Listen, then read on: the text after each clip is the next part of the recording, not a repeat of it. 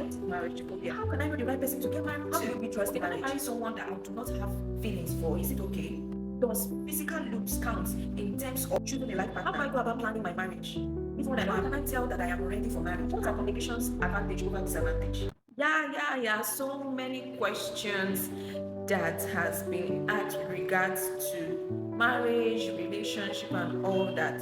So on the 23rd of October 2025, I had a free virtual webinar with everyone that registered, and it was amazing. It was all shade of interesting. But in the course of the webinar, there were a whole lot of questions that there was no time to answer. So I'm going to be answering all these questions in this video. I hope you watch to the end.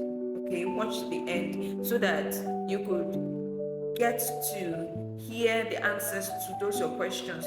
Or even if those questions resonate with you, okay, so that you'll be able to know what to do if that's your situation. So come along with me. Let's dive into these interesting questions. I tell you, very interesting questions. All right. So I'm going to be starting with the very first important question, and three different people asked the same question. I'm just going to rephrase all of them. So Mr. KI from Anambra State, Miss CA from FCT, Miss BM from Port Harcourt is asking, how can I find the right partner for me? Another person says, how do I know the right person to choose as my spouse? First and foremost, you have to be the right person, first of all. So make sure that you are the right person for another person, okay? Because I'll always ask, would you like to marry you? Would you love to marry you? So make sure you develop your character, every quality you want to find in the other person. At least make sure you have it, okay? That makes you the right partner. All right.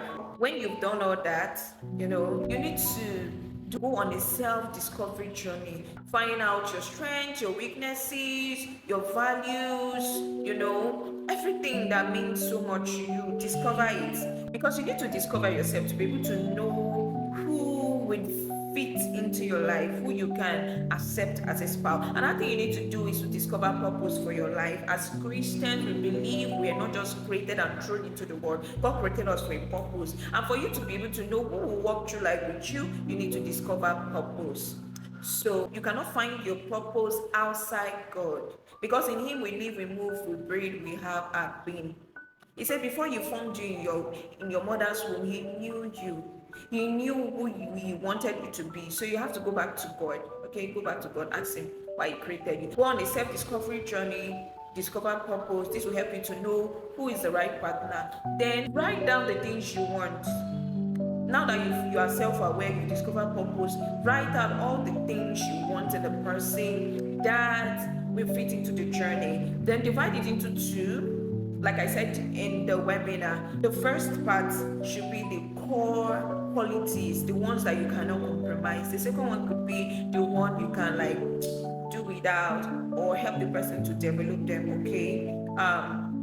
Important qualities like being God-fearing, having a relationship with Jesus, if you're a believer, being hardworking, being supportive, not being abusive, being trustworthy.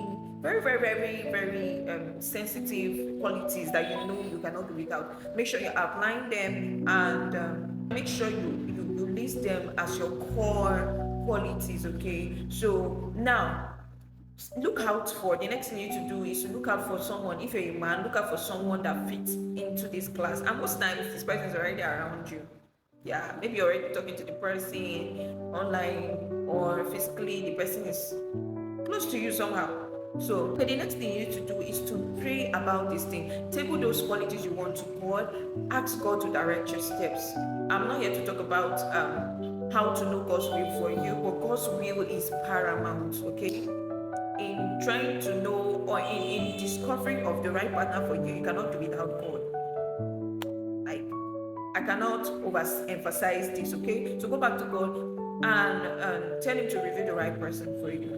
And one thing I would like to tell you that for you to know the right person for you, it comes with peace. Okay, so most times the person you want to, your spouse is already around you. So ask the Lord to open your eyes. Then look out for all these, especially the core ones. I told you to divide into two, right? The core ones.